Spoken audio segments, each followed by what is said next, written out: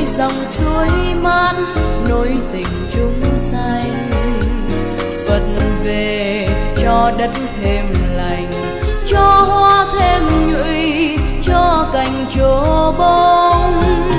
Phật về con cá ra sông, chim về tổ ấm mát đồng lúa non.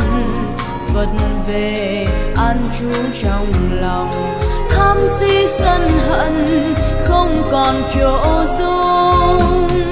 Phật về cho hết chiến tranh, hoa sen nở khắp đất lành năm châu. Phật về vui hết khổ đau, đông tây gần lại tình sâu đạo màu. Phật về thế giới hoan ca, sông dài núi biếc ấy nguồn cội ta. Phật về tươi sáng muôn nhà, vui câu niệm Phật thoát vòng tử sanh.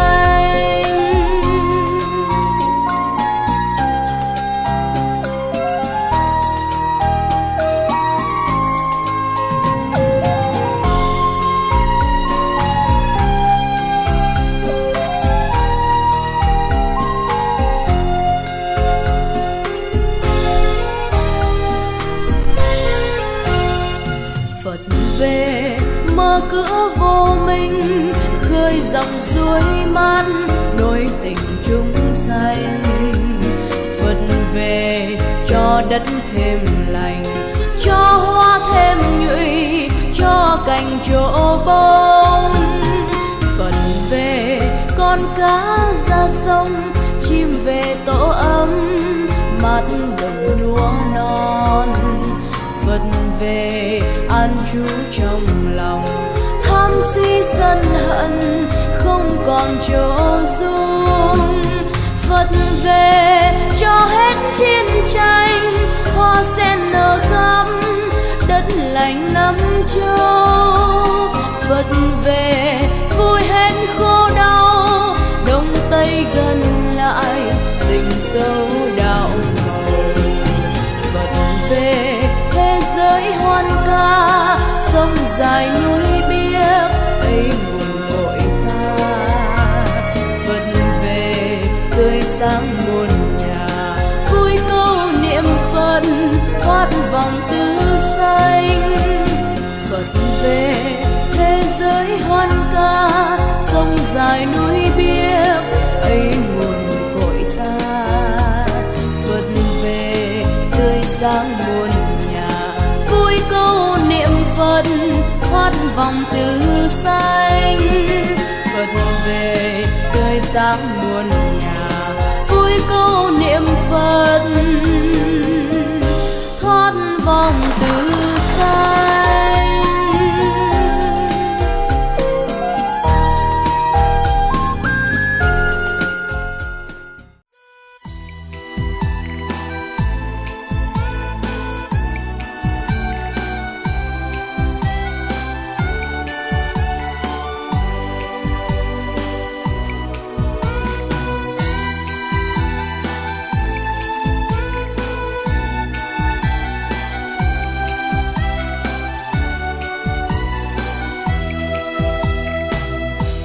Niềm an vui vẫn luôn có thật, như bữa cơm thanh đạm dưa cà.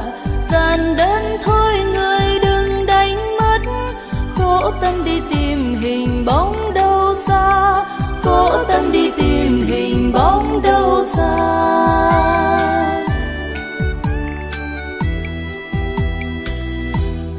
Phật quanh ta ở nơi ta bà, nhớ niệm Di Đà. Và khi ta làm điều nhân ái, thấy y như là Phật đến trong ta, thấy y như là Phật đến trong ta.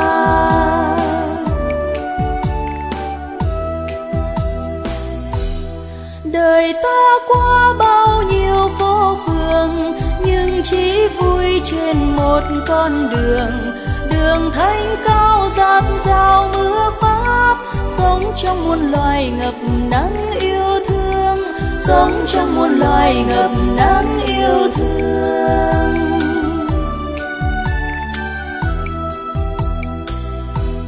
Về đi thôi dứt tan não phiền, xa nẻo mê danh lợi sắc tài, làm thân tâm hận sâu tê tái. Quyết quay trở về bờ giác an vui, quyết quay trở về bờ giác an vui.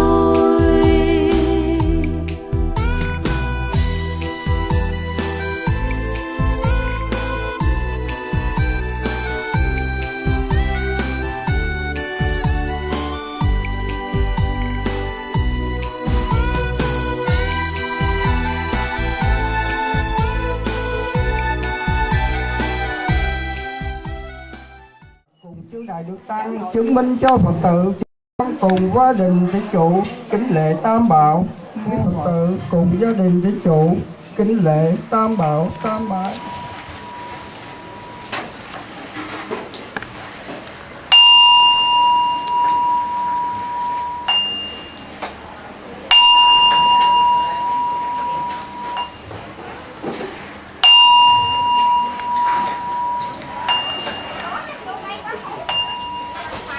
Cụ ra ngồi cái mặt kiếm mà ngồi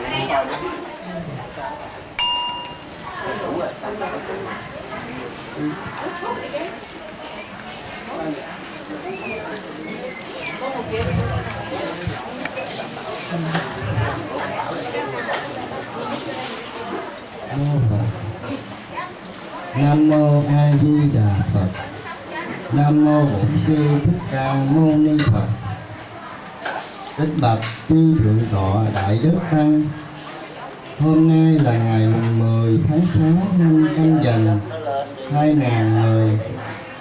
Toàn thể gia quyến của chúng con vô cùng hân hoan đón tiếp chư tôn đức đến gia đình để chứng minh cho buổi lễ cúng dường trai tăng, và gia đình chúng con cũng vinh hạnh mừng vui trước sự có mặt đông đủ của chư Phật tử thân thương trong đạo tràng Tịnh Xá Ngọc Vân cùng tham dự buổi lễ này. Kính bạch chư tôn đức, kính thưa quý Phật tử, nhờ có căn lành nhiều kiếp nên kiếp này chúng con được sống nương tựa vào ba ngôi tam bảo Phật, Pháp và Tăng. Trong sự tu học, chúng con được quý sư chỉ dạy biết sống theo con đường đạo đức, biết tu giới, tu định, tu huệ, biết bố thí cúng dường, ăn chay niệm Phật, làm các hạnh lành, và nhất là biết nhớ đến công ơn của các bậc tiền bối, ông bà tổ tiên, cổ quyền thất tổ. Các vị đã dày công vun đắp những giá trị về vật chất cũng như về tinh thần để lại cho thế hệ mai sau như chúng con được thừa hưởng. Do đó ngày hôm nay, để đền đáp một phần nào công ơn cao cả ấy của các bậc tiền bối, toàn thể gia quyến chúng con xin thiết lễ trai tăng để hồi hướng công đức lành này, cầu siêu cho cổ quyền thất tổ được siêu tăng. Và cái đó chúng con cũng xin hồi hướng đến các quan gia trái chủ nhiều đời nhiều kiếp với thân mẫu. Chúng con là bà Nguyễn Thị Khéo, 84 tuổi, pháp danh Diệu Thành, và bà Phạm Thị Đồng, 79 tuổi, nguyện xin tất cả cởi bỏ những nghiệp chướng quan gia, đồng phát tâm niệm Phật, đồng nguyện giảng sanh về thế giới cực lạc của Phật A Di Đà với tất cả tấm lòng thành kính. Toàn thể gia quyến chúng con nguyện cầu ơn trên Tam Bảo và chư tôn đức chứng minh. Nam mô A Di Đà Phật.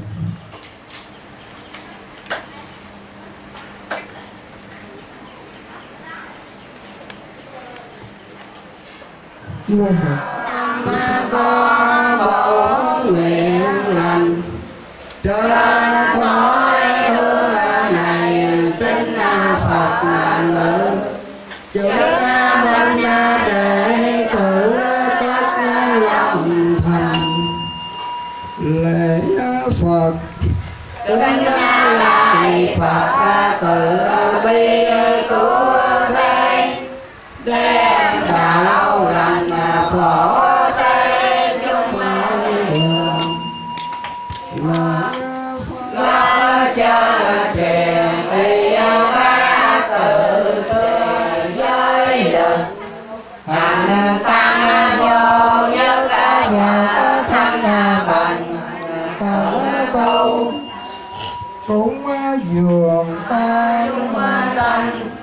nhất là quyến thuộc gia đình chúng con, kẻ hiện tại vẹn tròn quả phước, người ta dạy tam bảo phước lành ban ra chúng sanh hưởng nhờ, mong mong biển khổ không bệnh pháp ra đời, lối tu tối thượng độ người trầm mê cùng lầy, càng buông bỏ dưới chân này, ấy là chỗ đứng càng ngày càng cao, nhiều người lại khô cũng vì lợi ích chúng cho thế trần. Hôm nay con mới góp phần giữ tăng khách sĩ ra công thiết bài, cầu xin giáo pháp hoàng khai, được sư thích ca mâu ni Phật. Nam mô Bổn Sư. Chư Đại Đức Tăng chứng minh cho Phật tử chúng con vừa đọc xong kinh cúng dường Tam Bảo.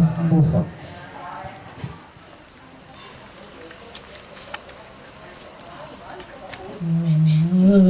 Xin cho lễ cúng dường này đến với Đức Như Lai, xin Phật chứng minh,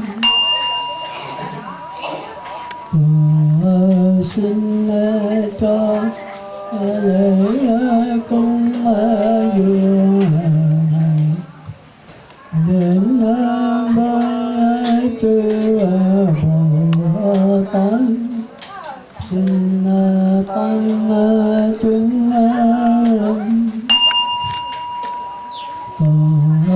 xin cho lễ cúng dường này đến với chư Phật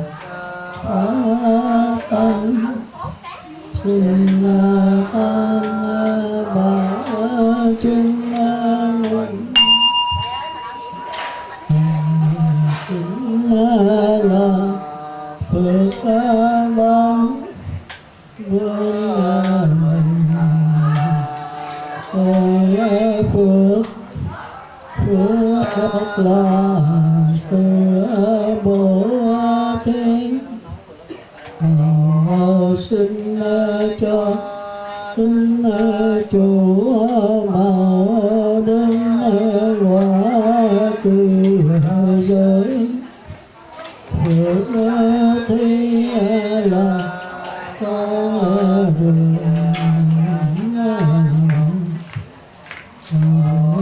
xin cho xin chủ mà đến quả thiền định, phước thí là con đường tinh tấn,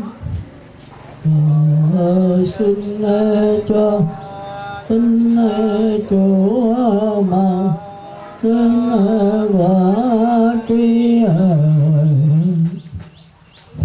phước thí là con đường vô lậu, xin cho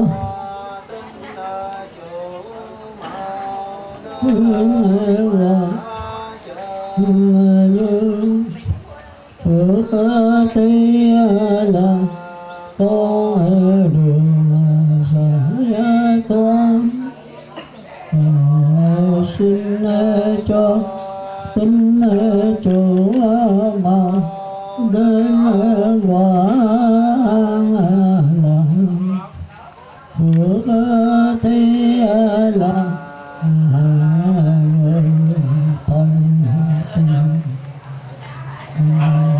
xin cho xin chủ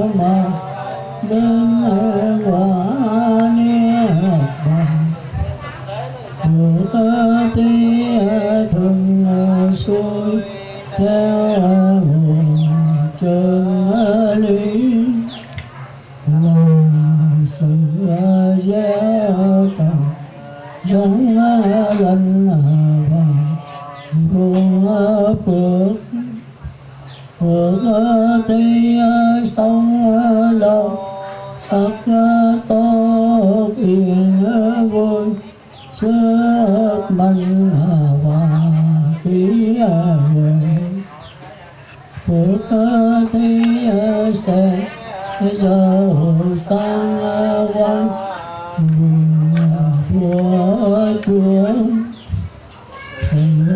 sung sướng thanh nhàn của cõi trời phước thi là bên bờ núi băng cùng lao châu nào lòng sẽ còn của quy cõi sông nó vui phước thi là hạnh phúc cao thượng trong sạch yên lặng sáng suốt và trường không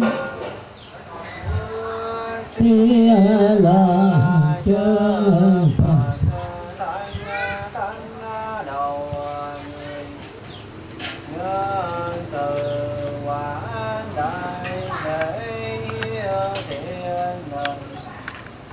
cầu xin cho tin chủ phát lòng không chân chánh đẳng chánh gia thiện lăng trời thành tịnh phục điện thánh mến quỳnh trước Phật vừa lòng gương lành đáng kể ước huệ gồm thâu ý nguyện tội cầu nguyện áo đoàn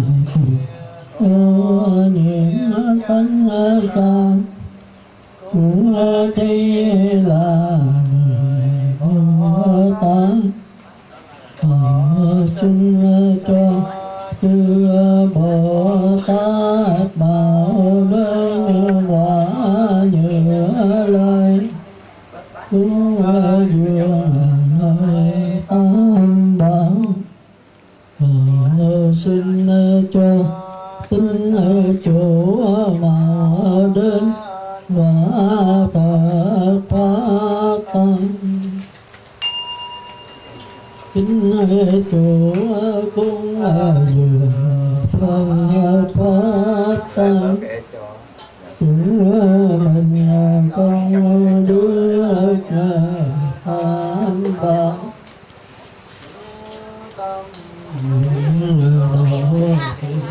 duyên này kính chủ đời thêm phước ban sở cầu sở đều tầm cụ tính nhớ anh ơi nguyện trở về ngài mới gieo nhớ chánh sáng xa ngày chứng quả bồ đây tế lòng Phật khóa tăng vì tâm tận kính biết hằng năng để cho tính chủ của tánh tình xin lấy cho mình như có căn kính chủ từ đây rằng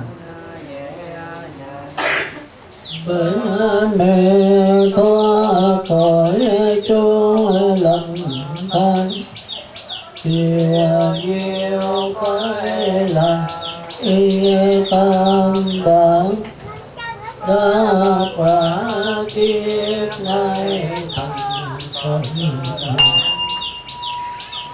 phước cung dường của tinh chủ ta nghĩa thanh tịnh định huệ tu thánh của tự mình gồm chưa đủ thầy phương an dưỡng hưởng tiền tu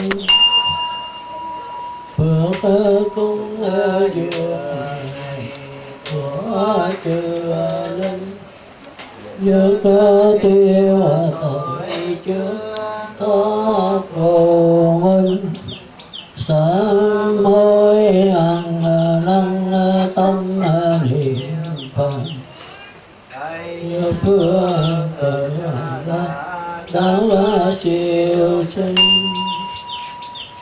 phước cung dường này của ba tánh cầu an tai nạn muôn lần nguyện tu hành chánh sáng tây phương tịnh chỗ vãng sanh chúa tâm nguyện độ cả tại chúng sanh kẻ ta siêu thân người còn thơ tới biển ai yên lặng sông mê trong sạch ở giới chúng sanh đồng còn quả tri nguyện khả tinh thế ruột ước tìm gieo có tình trong tình điều thành Phật kính lại cõi tâm già tây phương giải thoát kính lại cửa Phật sĩ đường Như Lai kính lại chư Phật Pháp tăng mười phương ba kính lại chư Phật Pháp tăng mười phương ba kính lại chư Phật Pháp tăng mười phương ba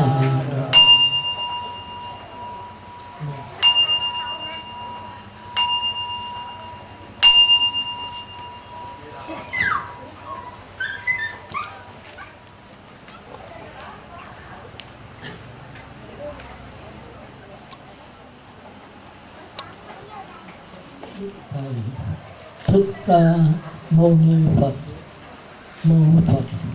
Thì hôm nay cũng có duyên lành về Phật Pháp, mà cũng là ngày mùng 10 tháng 6 thì cũng có gia chủ đây thỉnh chư tăng đến tại Tư Gia để cầu siêu cũng như cầu an cho chủ quyền thất tổ. Và sau đó có thời Pháp để những người đã quá cố cùng những người hiện tại nghe Pháp để chống giảng sanh về Cực Lạc và thành Phật đạo. Và cầu siêu cho ông Phạm Văn Thơi 78 tuổi, ông Nguyễn Văn Lân 32 tuổi, ông Nguyễn Văn Cò 94 tuổi. Và cầu an cho bà Nguyễn Thị Khéo pháp danh Diệu Thành 84 tuổi, bà Phạm Thị Đồng pháp danh Như Nhẫn, Như Mẫn, Như Mẫn 68 tuổi. Thì đó là lý do cái buổi chúng tôi tăng hôm nay. Và tín chủ cũng đã tắt bạch vừa xong. Sau đó Phật tử có đọc bài kinh Tam Bảo để cúng dường ngôi Tam Bảo. Và chư tăng cũng đã đọc bài kinh Phước Thí, mục đích là chứng minh cho buổi cầu siêu cầu an cũng như toàn thể của quyền thất tổ của kinh trụ và Phật tử tại đây nói riêng và toàn thể pháp giới chúng sanh đều chống giảng sanh Cực Lạc và thành Phật đạo. Nam mô A Di Đà Phật. Thì trước khi đi vào bài giảng thì cũng như vậy là tạm là viên mãn đấy. Nhưng theo truyền thống của các sĩ thì cái bài nói pháp là quan trọng hơn hết để hướng dẫn Phật tử biết đường đi. Đó là cái truyền thống của các sĩ, chứ không phải là tụng kinh ăn chay đi về không biết gì hết. Thì chúng ta thấy đối với đạo Phật hay bất cứ tôn giáo bạn và bất cứ người nào có một sự suy nghĩ thì chúng ta thấy vấn đề sống chết vẫn là vấn đề tối quan trọng hơn hết. Dầu cho làm dân, làm quan, làm vua, dầu cho là Phật thì cũng phải đi con đường sống chết thôi. Nhưng mà vấn đề sống chết là như thế nào? Chết rồi còn hay là mất? Mình từ đâu đến, chết rồi đi về đâu? Và nếu còn thì cái linh hồn nó ra làm sao? Và mình có thể đầu thai yêu theo ý muốn không? Hay là để cho cái nghiệp lực nó kéo mình đi đâu mình đi đó, mình là tên nô lệ? Hay là được đầu thai theo ý muốn sanh vào cảnh giới, dục giới, trời sắc giới, vô sắc đều được hết. Thì cái đó là tất cả tôn giáo đã làm được từ trước Thái sử Di Đạt Ta ra đời. Nhưng mà có một cái là chấm dứt sinh tử, chấm dứt đầu thai, chấm dứt lang thang vô lượng kiếp thì chưa có tôn giáo nào tìm ra được hết. Thì Thái tử Di Đạt Ta khi làm Bồ Tát, Ngài không thỏa mãn, Ngài mới tìm được cái đạo Phật là cái chấm dứt sanh tử luân hồi, chấm dứt đầu thai. Thì từ đó mới có cái bài Sư Tử Đống, là bắt đầu có tứ sa môn đã. Là từ thánh thứ nhất là nhập lưu, thánh thứ nhì nhất vãng lai, thánh thứ ba là bất lai, và thánh thứ tư là vô sanh A La Hán. Thì chúng ta thấy rằng sau khi xả định rồi, Ngài cũng nhập diệt lợi, bỏ xác cái không giáo hóa. Bởi vì cái cõi mà chấm dứt đầu thai nó có khác với cái cõi này. Cái cõi này của chúng ta là tu, là cải sửa, tu là phải có thầy, phải có pháp môn, phải từ từ, phải lay rai, phải có ý chí, phải tinh tấn, phải cố gắng, phải có thời gian và không gian. Còn cái cõi mà chấm dứt luân hồi sanh tử thì nó chẳng có thời gian, chẳng có không gian, chẳng có pháp môn, chỉ là sự nhận lại thôi. Thì chúng ta thấy là rất khó. Vì cái thói quen chúng ta là cái tập khí, là cái gì cũng từ từ lai rai. Những cái truyền thống của cha mẹ truyền lại, những cái tôn giáo có những cái truyền thống riêng, những cái gia đình có những cái truyền thống, cái tập tục, cái thói quen, cái dứt mắt riêng rất là khó bỏ. Cái đó phải dứt hết thì chúng ta mới đi tới chấm dứt đầu thai. Đó là vấn đề khó khăn mà Đức Phật tính là không giáo hóa. Nhưng mà sau đó có chư Thiên Thỉnh và Ngài nhìn ra cái hồ sen, Ngài thấy có chỗ là có bông sen chìm đáy nước, có bông sen vượt lên cao, thì Ngài thấy thôi mình vẫn đi giáo hóa. Có một số người vẫn tiếp thu được, từ đó mới có đạo.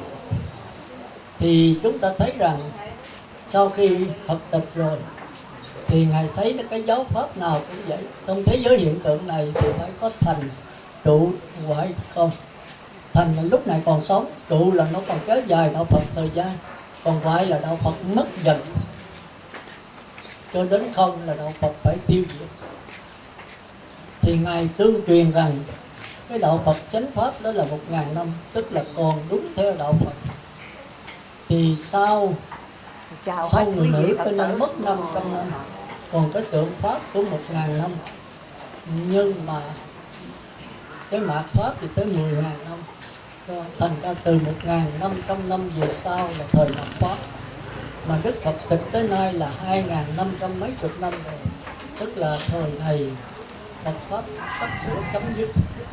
Mà sắp sửa chấm dứt thì nó càng ngày càng tàn tệ, càng ngày càng sai lạc, càng ngày càng theo ngoại đạo, theo thần thông, theo những tà ma ngoại đạo. Thì chúng ta thấy rằng Đức Phật thấy là khó mà chấm dứt đầu thai.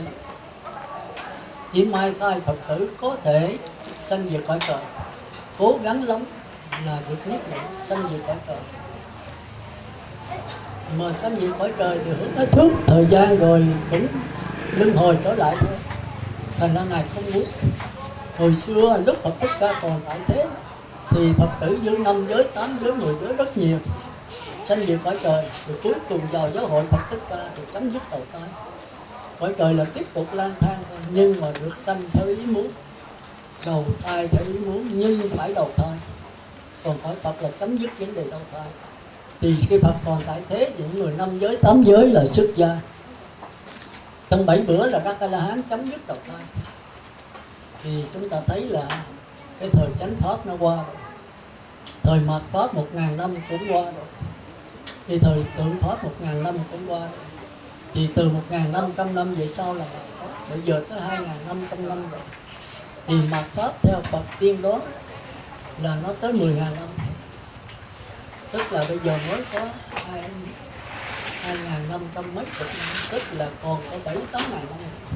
Thì chúng ta tái sanh ít nhất cũng mang 100 sắc thân.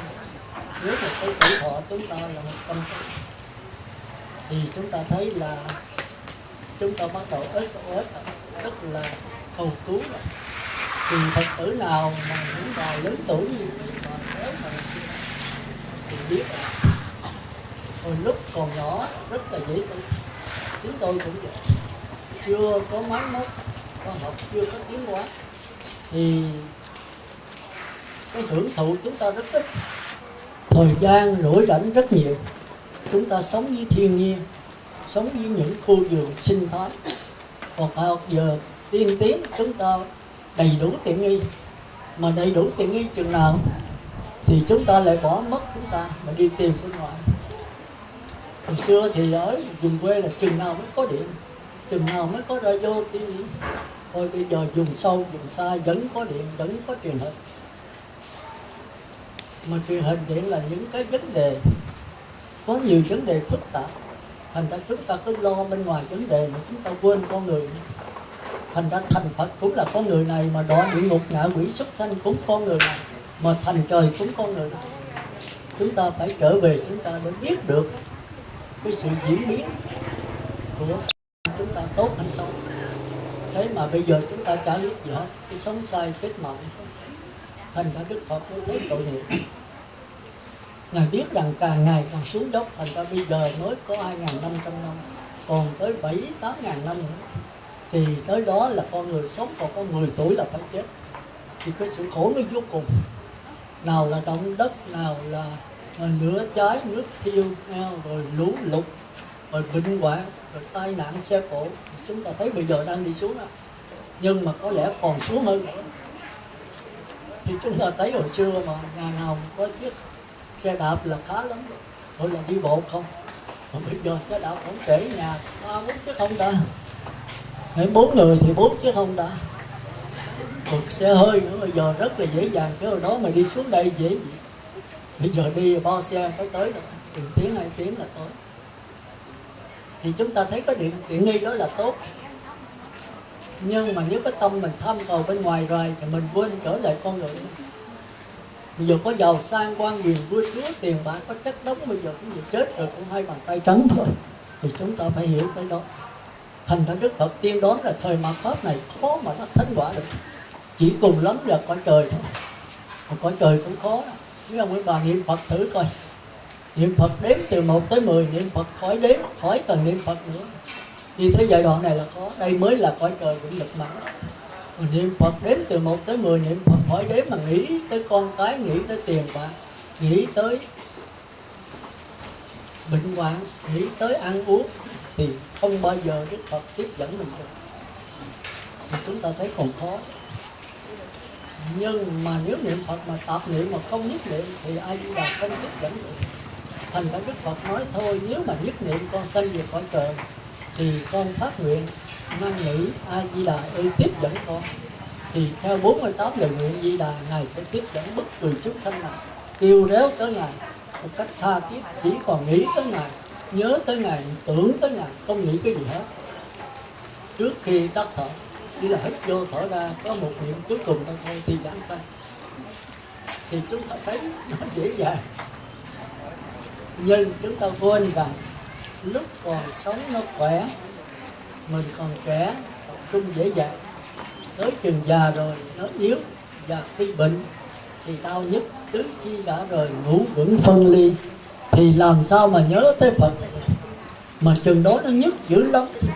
Bây giờ chúng ta còn sống còn khỏe nè, thì chúng ta nhức cái răng nhức cái đầu, mà chúng ta đừng nhớ tới cái nhức răng, đừng nhớ tới Phật thôi. Thì quý vị thấy quý vị còn khó làm. Bởi vì khi chết rồi nó nhức, thân thể nó nhức gấp 100.000 lần cái răng. Thành ra bây giờ nếu mình không tập được thì khi chết là khó nhớ tới Phật được, chỉ nhớ tới cái đau nhức thôi. Thành ra chư Phật tử phải tập dần. Thành ra cái thứ nhất đó, tôi muốn giảng mà giảng sơ thôi. Khi nào có điều kiện quý vị đến tịnh xá hoặc Phật thất, tôi sẽ giảng kỹ hơn. Thành ra điều thứ nhất đó là cái mình quyết định niệm Phật để cầu giảng sanh về cõi Phật A Di Đà. Cõi đó không giống như cõi này. Chúng ta thấy như cái dòng nước linh hồn của chúng ta thì nó vô lượng vô biên, còn cái lượng sống thể xác chúng ta đó thì hữu lượng hữu biên. Thành ra chúng ta đang sống với cái thể xác lượng sống này thì chúng ta phải sanh già bệnh chết. Còn cái dòng nước thì chưa hề sanh, chưa hề già, chưa hề bệnh, chưa hề chết. Thì thế giới cực lạc là thế giới của dòng nước, nó còn biến chuyển, do đó nó trơn rộng hòa hơn. Còn thế giới này là sống, hoàn toàn là rộng. Thành ra muốn cầu về cảnh giới đó thì phải có A Di Đà tiếp dẫn. Còn một người nhập lưu nhất Vãng Lai Bất Lai cũng không về được. Bởi vì còn nhập lưu thì còn 3/4 thế giới của vọng, chỉ có 1/4 thế giới trơn rộng hòa hợp. Còn nhất Vãng Lai 2/4 và Bất Lai được 3/4. Chỉ có A La Hán thì muốn về cõi Phật chừng nào là về thôi. Đó là cái điều khó khăn mà chúng ta phải phát nguyện. Mà nếu phát nguyện mà mình tập niệm thì không có cảm A Di Đà được, thì cái lỗi ở mình. Thành ra phải làm sao được nhất niệm. Thì chút nữa chúng ta nói về vấn đề nhất niệm. Thành ra vấn đề thứ nhất của chúng ta là chúng ta niệm Phật làm sao chỉ cầu giảng sanh về sức cực lạc Phật A Di Đà thôi. Tôi đi các chỗ rồi, nhất là bên Hoàng Pháp mà xuống như vậy, tôi hỏi niệm Phật để làm cái gì, thì đa số là một phần là nói được tai qua nạn khỏi, tật bệnh tiêu trừ. Thì tôi nói cái đó là cõi trời đó. Nếu được nhất niệm thì hưởng ở cõi trời ngay bây giờ, thì chết cái linh hồn mình sanh về cõi trời.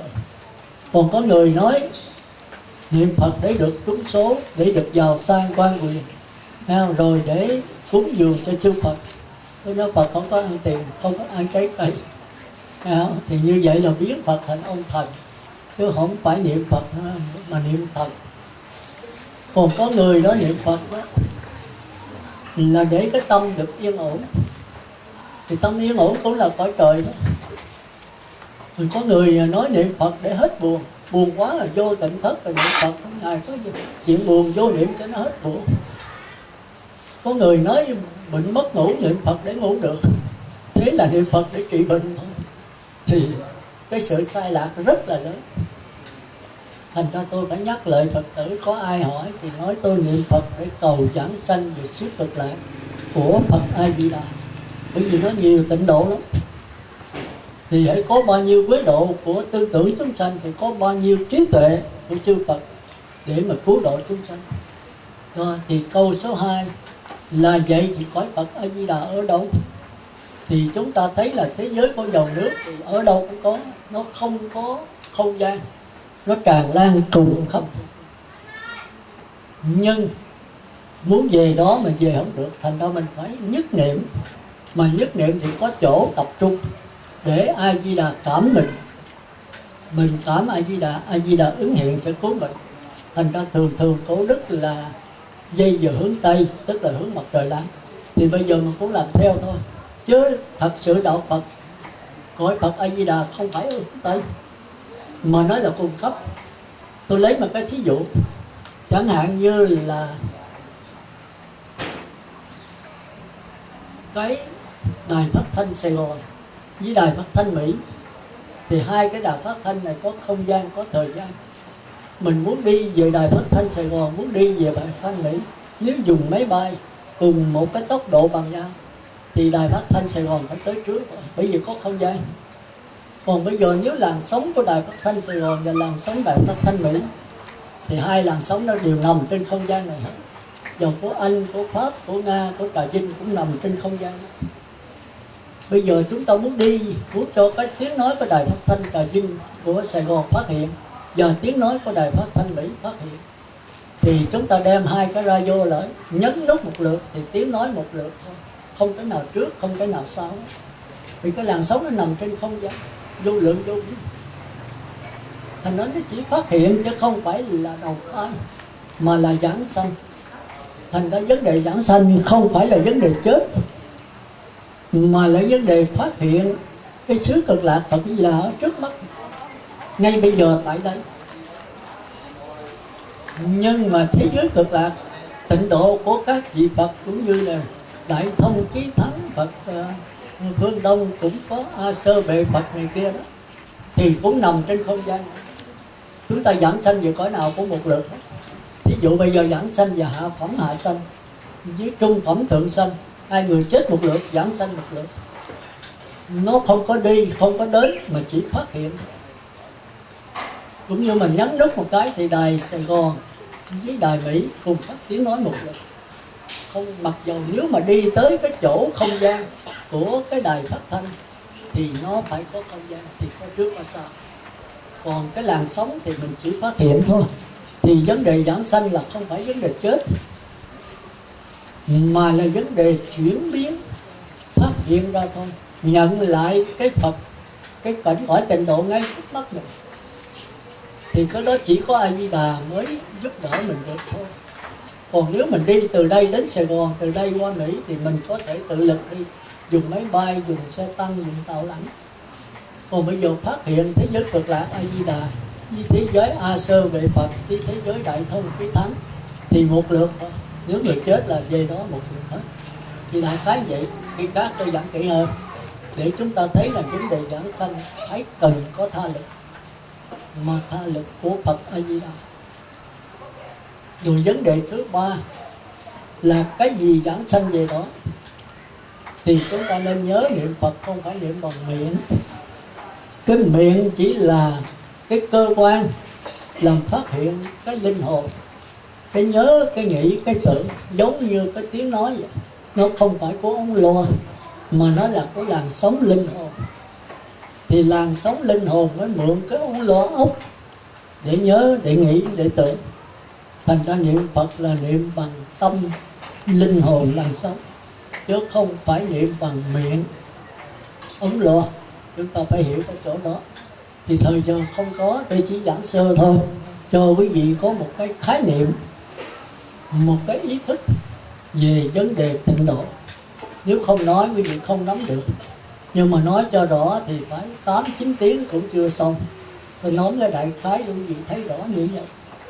Vì tóm lại, cái thứ nhất là có ai hỏi niệm Phật để làm gì, chúng ta trả lời niệm Phật để cầu giảng sanh về thế giới Cực Lạc của Phật A Di Đà. Dầu cho cái gì cũng không muốn. Bây giờ tôi bệnh vô, bác sĩ nói giờ bỏ niệm Phật, bỏ ăn chay đi, tôi sẽ cứu ông sống, ông có thể sống thêm 30 năm nữa. Thì thưa bác sĩ, sống 100 năm nữa tôi cũng không sống. Bây giờ cho tôi sống 100 năm nữa, cho tôi vàng bạc lưu ly xe hơi đầy đủ hết, mà biểu tôi bỏ phát nguyện, bỏ ăn chay, thì nhất định là tôi không làm. Thà là tôi chết liền lập tức mà tôi giảng sanh. Cái giảng sanh là thành Phật. Thành ra vấn đề giảng sanh rất là quan trọng, chúng ta phải nhớ chỗ đó. Thành ra từ nãy ai hỏi mình trả lời nhé. Niệm Phật không phải để cầu tai qua nạn khỏi tật bệnh tiêu trừ. Nếu mà niệm Phật như vậy dĩ nhiên là được rồi, nhưng mà đó là cõi trời, chứ không phải cõi Phật. Rồi thêm cái phát nguyện nữa. A Di Đà ơi, con không muốn về cõi trời, con muốn cầu về cõi Ngài thôi. Thì Ngài hỏi con nhất niệm chưa? Còn nhớ tới vợ, tới con, tới tiền bạc, tới nhà, tới ăn uống đồ nữa không? Còn ghiền cái xì ke ma tí sắc tài danh lợi nữa không? Rồi thì qua thì chúng ta mới nhớ câu thứ nhất của quan trọng của đó. Thành ra ai cho đổi cái gì nhất định cũng không. Vô bệnh viện mà bác sĩ nói bây giờ bà ăn chay và niệm Phật là không cứu bà được, mà sẽ không cứu thì tôi về cõi Phật A Di Đà. Còn mình lưỡng lự cái đó vậy thôi, thì tôi sinh sống trên vài chục năm để gặp con cháu tôi nữa, thì có chết thì sanh về cõi trời hoặc xuống bốn đường ác. Bởi vì mình không có phát nguyện, mình không có tha thiết. Một người con mà tha thiết cha mẹ là không có cha mẹ nào đó. Còn cha mẹ lại cứu mình, nó không thẳng. Tôi còn thiếu nợ chút ít, tôi còn thương con cháu để vài năm tôi thỏa mãn rồi tôi mới đi. Thì chúng ta thấy là không bao giờ giảng sanh. Đó là điều thứ nhất. Còn điều thứ hai đó, thì chúng ta thấy thế giới cực lạc thì nó không ở đâu hết, nó chỉ phát hiện thôi, nó trùng khắp. Thành ra thế giới cực lạc không bao giờ mất, mà không bao giờ nhân mãn. Con người sanh gì đó thì thật sự không phải là con người, là thế giới xuyên suốt. Con người đó là con người có hào quang, thành ra kêu là vô lượng quang, vô lượng thọ. Thì cái đó khi khác tôi nói thêm, đó là chúng ta phải hiểu. Còn cái thứ ba nữa thì lấy cái linh hồn giảng sanh về đó, thì cái óc mình nhớ nghĩ tưởng là cái óc, còn cái nhớ nghĩ tưởng chính là linh hồn. Thì khi xác thân này chết rồi, cái nhớ nghĩ tưởng còn, thì nó sẽ bỏ xác thân, nó đi về, nó kiếm cái cảnh giới nào hợp với nó. Thì nếu mình không phát nguyện thì cảnh giới trời hợp với mình sanh về cõi trời. Còn phát nguyện thì A Di Đà sẽ ứng hiện, thấy mình tâm thành, Ngài ứng hiện ra, Ngài đưa cái bông sen. Thì cái linh hồn nhớ nghĩ tưởng mà nhập vô trong đó, gá vô bông sen đó, thế là mình sẽ đi tới cõi Phật, sẽ thành Phật ngay trong kiếp đó. Đó là điều thứ ba. Điều thứ tư là muốn giảng sanh về đó cần bao nhiêu điều kiện. Hôm nay tôi nói cái này cái tránh. Bây giờ mình chuẩn bị sao để giảng sanh. Thì tất cả tôn giáo bạn, tất cả đạo Phật đều lấy cái giới định và tuệ làm nền tảng. Ngoài giới định tuệ là không giảng sanh, không có đạo Phật. Nhưng mà giới định tuệ đây là của người trời. Thì giới đó trong đạo Phật kêu là hành, định nó kêu là tính, huệ đó là nguyện. Thành ra hành, tính, nguyện có đầy đủ mới giảng sanh được. Hành là gì? Hành là niệm Phật 4 chữ hoặc 6 chữ, đó là hành. A Di Đà Phật, Phật Nam Mô A Di Đà Phật. Nhưng mà không phải cái miệng, niệm cái miệng để nhắc nhở cái tâm, tức là cái óc, cái tư tưởng nó mượn cái óc để nhớ Phật, nghĩ Phật, tưởng Phật. Thành ra chúng ta có nhiều cách niệm Phật. Một là niệm thầm, người ta niệm rồi yếu quá mình niệm thầm theo Nam Mô A Di Đà Phật, nhép cái niệm thôi. Cái thứ hai là có sức khỏe niệm lớn tiếng. Chỉ vậy để nó nhắc cái linh hồn, mượn cái óc để nhớ Phật, nghĩ Phật, tưởng Phật. Thì nhớ Phật, nghĩ Phật, tưởng Phật là chánh. Niệm Phật là niệm tâm, tức là niệm linh hồn. Linh hồn niệm Phật chứ không phải cái miệng. Thành ra có thể tôi không cần niệm thầm, tôi không cần niệm lớn tiếng, tôi chỉ yên lặng thôi, mà luôn luôn tôi nhớ Phật, nghĩ Phật, tưởng Phật. Thì khi chết rồi vừa tắt thở mà tôi nhớ Phật, nghĩ Phật, tưởng Phật, lập tức giảng sanh liền. Thành ra cái linh hồn, cái nhớ nghĩ là cái quan trọng nhất mà người tu tịnh độ phải nắm cho vững. Nhưng mà người sơ cơ thì phải nhờ miệng niệm, tâm nhớ thì dễ dàng hơn. Sơ cơ tức là mới tập tu. Còn người ta không cần miệng, người ta nhớ nghĩ tưởng được, đó là tu đã khá rồi, đừng có tu cao rồi. Nghe thì chúng ta hiểu, như là tôi là giả thuyết pháp vậy, tôi cũng vẫn nhớ Phật, nghĩ Phật, tưởng Phật, tôi không có niệm. Bởi vì là nếu mà kém thì có phải sức khỏe thì niệm cho lớn tiếng. Giờ niệm lớn tiếng nó nhắc cái tâm mình, cái tư tưởng, mượn cái óc để nhớ Phật, nghĩ Phật, tưởng Phật. Khi cái xác thân này chết rồi, cái tư tưởng nhớ Phật, nghĩ Phật nó mới ra khỏi thể xác, nó gá vào cái bông sen. Nên nhớ Phật là Phật phải hiện thôi. Còn nếu mình vừa nhớ Phật vừa nhớ con, mình bước hai đàn, đi hai chân, bắt cả hai tay thì Phật không hiện. Cái tâm không có tha thiết. Chúng ta phải hiểu vậy, thành ra không giảng sanh lỗi ở mình. Còn nếu mình nhớ Phật, nghĩ Phật tha thiết thì 100 người giảng sanh. Mà giảng sanh 100 người thành Như Lai. Tôi không nói A La Hán. Chúng ta phải hiểu quan trọng đó. Thành ra điều thứ nhất là chúng ta phải niệm Phật cho được nhất niệm. Mà muốn niệm Phật nhất niệm, quý vị phải giữ giới. Nếu không giữ giới sáng rồi gây lộn, người ta ngồi niệm Phật là nhớ tới gây lộn thì tập niệm. Rồi thương con quá, vừa niệm Phật vừa nhớ mấy đứa con. Nó bệnh quá không biết sao đây. Nó chở đi Sài Gòn không biết nó bệnh, nó có chết nó trở nơi sao. Vậy rồi làm sao nhất niệm được. Không phải là không nhớ tới con là không thương. Mình nên nhớ là nó đến với mình cái nhân duyên. Mà nó hết cái thọ mạng rồi thì nó phải chết thôi. Chính mình mà con không giữ thọ mạng mình được. Thành ra khi nó con ở với mình hết lòng lo cho nó. Mà khi nó ra đi rồi, bây giờ mình có muốn làm cái gì nó cũng phải chết thôi. Và đối với con cũng vậy, đối với cha mẹ cũng vậy. Mình sanh trong gia đình với cha mẹ. Nếu hồi trước mà cha mẹ giết mình thù oán cha mẹ thì mình sẽ trả oán. Mình là đứa con bất hiếu. Còn hồi trước mình là loài thú mà cha mẹ đã phóng sanh mình, cứu mình, bây giờ mình trở lại là người con chí hiếu. Thì cõi này chỉ là ân đền quán trả thôi. Mà nếu hiểu Phật Pháp rồi, ân thì mình đền, nhưng quán mình không trả. Nếu trả nữa thì kiếp sau quán tiếp tục nữa. Thành ra hiểu Phật Pháp rất là hay. Nếu mà cha mẹ có phóng sanh mình, giờ mình sanh làm con bà, hết lòng lo cho bà. Mà lo cho bà không phải lo cho bà sống hoài, lo cho bà giảng sanh, lo cho bà sanh về cõi trời, không thèm nữa, muốn cho bà sanh về cõi Phật. Thì chỉ có pháp môn tịnh độ thôi. Thì lo cho mẹ ăn mà có bệnh, đó là cái tiểu hiếu thôi. Lo cho mẹ trung hiếu là cha mẹ phải lo cái tâm. Thì tất nhiên phải chỉ có môn tịnh độ cho mẹ. Cha mẹ không tu năn nỉ không được, nhờ mấy sư cô, nhờ các thầy. Làm sao cho cha mẹ ăn chay và niệm Phật. Mà nếu cha mẹ không ăn chay niệm Phật không linh, cái dông nó lên nó phá, nó kéo đòi mạng thì cha mẹ không thể nhất niệm được. Vừa niệm Phật cái nó làm cho nhức nhối, nó làm cho chóng mặt. Nó con từ từ đi về, không hết được. Sống Minh nói vậy mà từ nay tuyệt đối là gà, vịt, heo, chó, tuyệt đối không ăn cũng không biết. Thì mới có thể hết. Nếu mà mình đã là bệnh vậy rồi mình tiếp tục rồi thú thêm nữa, cái dông nó hợp tác với nhau càng mạnh nữa thì nó phá mình chịu không có nổi. Thành ra Phật tử tôi thấy yếu quá. Mình phải có ý chí. Người không chí như tiền không lái, như người không tu. Tôi dạt lâm mình không ra thế nào cả. Thì nếu người này nó có thể tốt được. Tôi nói thật, Phật tử hồi xưa là tôi 30 ngày mặn. Mà tới chừng tôi hiểu rồi, tôi 30 ngày chay, tôi có ăn chay trị. Rồi Đức Phật tội nghiệp mình thấy mình yếu quá, Đức Phật nó phải 10 ngày. 10 ngày không được đâu thì tôi đi về. Để tôi dông nó phá mà. Mình gieo cái nhân rồi mình sợ cái quả. Bây giờ tiếp tục gieo nhân nữa, mình làm sao hết bệnh được. Thành ra ăn 10 ngày mà nhớ tuyệt đối là gà, vịt, heo, chó từ nay vĩnh viễn không giết mà cũng không ăn. Cái này mới khó đây. Nếu mình còn ăn thịt heo, còn ăn thịt gà, thịt vịt nữa thì ăn 10 ngày chay không thấm thía gì hết.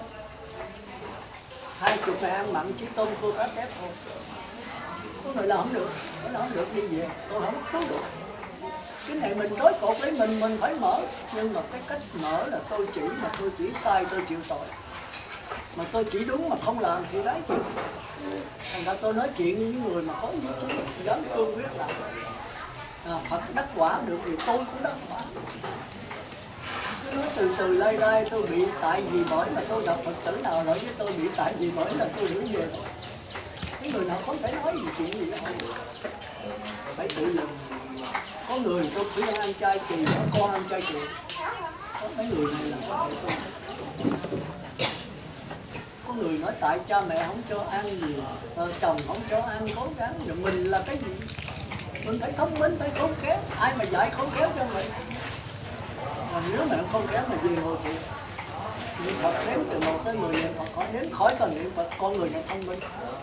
Còn bây giờ niệm Phật đếm từ 1 tới 10 mình chưa xong mà tôi dạy cái khôn nó siêu dạy cho con vài lời thì nó không có ai dạy ai được. Người ngu mà lúc mẫu giáo rồi bây giờ dạy gì dạy nó cũng ngu. Bây giờ mình phải cố gắng tu tập lên lớp 1, lớp 2, lớp 3, tới lớp 9, lớp 10 con người trở nên thông minh. Để thông minh thì xử sự rất là khôn khéo. Mình được an vui hạnh phúc, gia đình, cha mẹ, mọi người an vui hạnh phúc. Còn cái thứ ngu này bây giờ tôi dạy sao vậy? Mình phải từ từ là mình học chứ. Thầy giáo dạy bây giờ nó dạy mình cứ giờ biểu mà thầy giáo đốt giai đoạn thì dạy tôi bữa nay là mai tôi lên lớp 12. Không có ông thầy nào làm được. Ông Phật cũng làm được. Thành ra mình phải cố gắng, phải bền bỉ. Phải té rồi phải ngồi dậy đi nữa, rồi té phải đi nữa. Phải thua cái này về kéo cá. Trên đường đạo ai không từng mà thất bại hơn một lần. Phải không? Có ai cho mẹ sanh ra làm việc gì cũng thành công hết đâu, có vụ đó. Cho nên người đáng khâm phục nhất là người té rồi dám ngồi dậy đi mạnh hơn, người đó là đáng khâm phục. Còn mình té cái mình nằm dạ luôn, thì không chết đâu. Bây giờ nói sư làm sao cho con hết bệnh, con không có làm sao, ông làm cho ông bệnh. Con đâu có làm gì đâu, sư không làm kiếp này, kiếp trước. Hỏi ông có ăn chay không? Không có ngày nào hết, nó bệnh từ đó.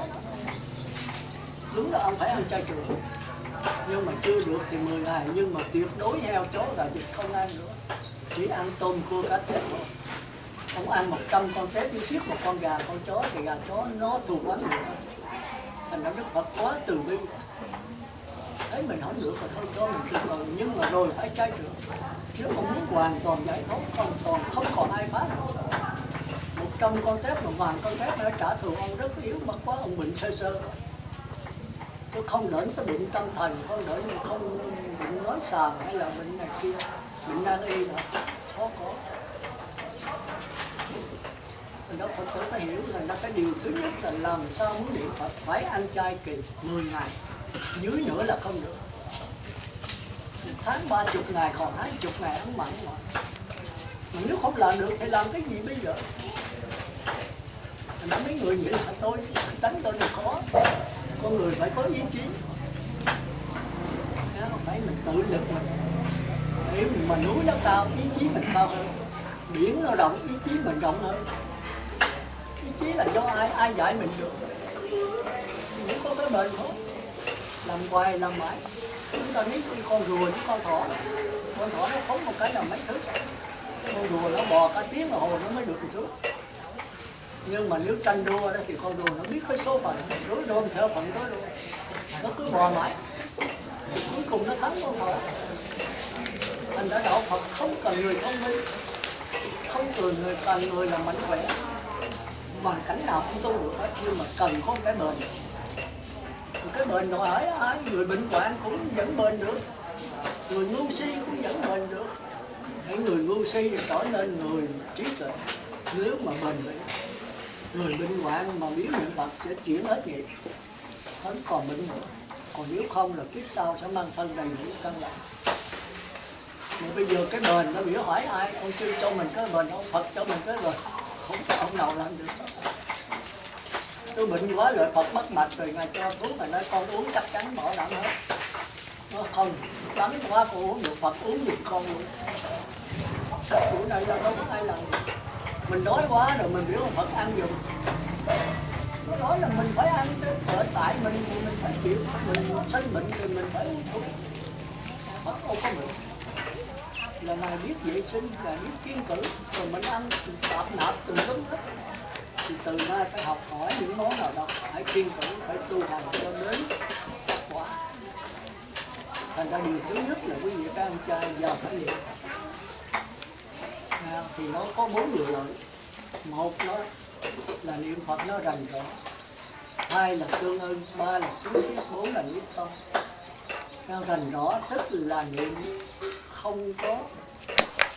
không có tiếng lớn tiếng nhỏ, nhưng mà Nam Mô cái A Di Đà Phật nó xíu à. Thì tất nhiên là trong tâm mình rối loạn đó. Mà rối loạn là gì? Không có giữ giới, sát sanh trộm cắp tà dâm, mà ngồi xuống niệm Phật cứ nhớ, mà nhớ thì không biết mình niệm tới đâu. Nam Mô A rồi A Di Đà Phật nhỏ xíu. Hoặc là không rõ tức là niệm thiếu chữ, Nam Mô A Phật, Nam Mô Đà Phật. Thì nó niệm rồi nhớ tới chuyện hồi sáng mình đánh con, mình nó chửi mình sao đủ thứ nhớ lại, thì không biết mình niệm mấy chữ. Thì chứng tỏ là thiếu giữ giới. Ví dụ giữ giới của diện trần niệm Phật dễ nhất tâm. Còn nói tinh tấn này thì giảng sanh chắc chắn, còn giải đãi thì nó gãy ra. Tôi qua kiếm không có, tôi về đây tôi nhận xuống trình. Khổ là không có nhận xuống nước. là con có hiếu, tối nào lo cho mẹ đi chơi đi niệm Phật hết không được, vì không lo những thứ đó. Mà tôi thấy nhiều người phước báo lắm, mà thấy người là tiên bắt đại không à, chư thiên với chư tiên không à, không là tối ngày đi Phật thức bao giờ là thấy có mặt. Rồi buổi này mà được vậy là khó kiếm lắm, Phật tử làm sao cố gắng. Bây giờ trở lại, thứ nhất là ở đây ai chưa thọ nam giới, thọ nam giới. Nó không thẳng, sư con không có hứa, cái này không có vấn đề hứa. Cái vấn đề chết sống của mình mà. Thành ra là nói hứa là tôi nói là không có vấn đề hứa, tôi cũng không có bắt buộc. Mà mỗi người phải ý thức vấn đề sanh tử. Nó là vấn đề quan trọng nhất trong cuộc sống, không có gì qua nói được. Dẫu ông Phật của ông qua nói, ông Phật đâu có cứu mình. Chỉ có mình cứu mình bằng giữa định tuệ. Tôi nói gì không phải là tôi khi Phật, có Phật mình mới biết cái này. Nhưng mà Phật làm sao cứu, giờ mấy ông nói mà sát sanh trộm cắp, mấy ông bà nói Phật ơi Phật làm cho con đừng có ở tù, nó cộng đồng. Nếu mình sát sanh mình trộm cắp, mình tà dâm, ta cưa thì phải ở tù thôi. Ông Phật cứu cho con, cứu gì được. Mình đi lợi chùa đó là cầu sao lá hầu, sao thái bạch gì đó, tặng cho tôi đau tai qua nạn khỏi. Mà đi sát sanh đi là cầu sao thái bạch. Để giữa đó cứu vài triệu đi mà khỏi tai nạn tôi chịu. Còn bây giờ thôi khỏi cứu sao hạn gì cho tôi cứ giữ giới thôi. Tôi nói vậy không có nghĩa là cứu sao cứu hạn không có linh. Nhưng mà ông bà biết linh, bởi vì linh người ta mới cứu. Mà linh ở đâu ông bà biết không? Mấy ông mấy bà có tai nạn tới bà niệm Quan Âm mà sao có người niệm Quan Âm cứu độ, người niệm Quan Âm không cứu. Quan Âm còn thiên vị. Để ông biết để đó, không có vụ đó. Tại sao mà niệm Phật mà có người niệm cầu A Di Đà giảng sanh, có người niệm Phật mà không giảng sanh? Vậy là Phật A Di Đà cũng là thiên vị, không có bình đẳng. Linh bất linh tại ngã. Nếu mà ông bà niệm mà cầu Quan Âm mà nhất niệm 100 lần giảng sanh, 100 lần tai qua nạn khỏi. Mà muốn nhất niệm là sao? Mà phải có giữ giới để ăn chay này kia, cũng là do đó thôi. Còn bây giờ tôi không giữ giới, tôi sát sanh trộm cắp, tôi cầu Quan Âm mà làm sao nhất niệm được? Mà không nhất niệm được Quan Âm làm sao cứu? Nói Quan Âm không linh, nói mình không linh, chứ không phải Quan Âm không linh. Mà mình muốn linh đó thì mình phải nhất niệm, mà muốn nhất niệm là phải giữ giới. Giờ con bà hiểu chưa? Thành ra từ nay cầu Quan Âm là phải cầu mình trước. Nếu mà nếu mình nhất niệm thì cầu Quan Âm là linh thôi.